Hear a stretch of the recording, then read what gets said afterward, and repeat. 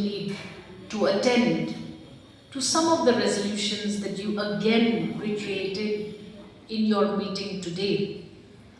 And with the government of India being proactive to cover all workers under several schemes, particularly the scheme that we need to look at the retirement facilities, health coverage facilities for states in the country as a whole.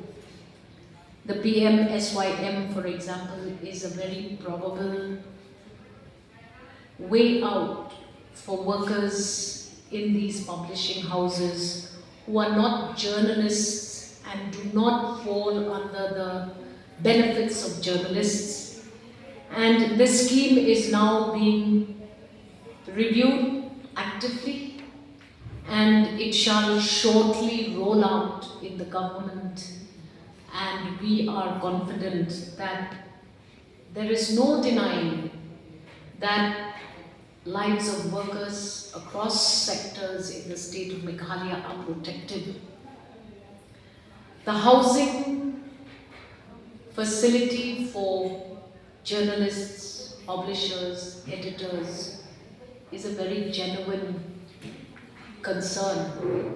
But now all we have to do is to ensure at this point and stage of discussion that these proposals are generated very actively, firstly from yourselves. Every time we get into an occasion to meet like this, we then remember some of the things that are still pending. But I feel that actionable resolutions taken by this body should formulate themselves into proper proposals to be vetted, so that every time we meet, we are not suddenly reminded again that we still have pending matters that have not been resolved.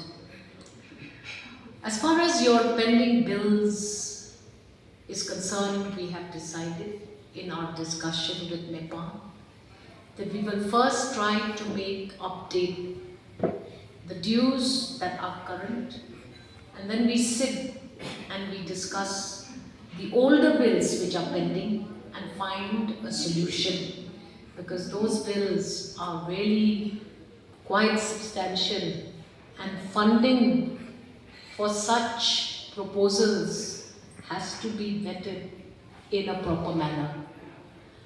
I am also concerned that there is this perception that the MHIS does not cover journalists and workers in various publishing houses. I do not see why the MHIS should not cover all workers under this umbrella scheme, rooted and rolled over the last few years in the state of Meghalaya.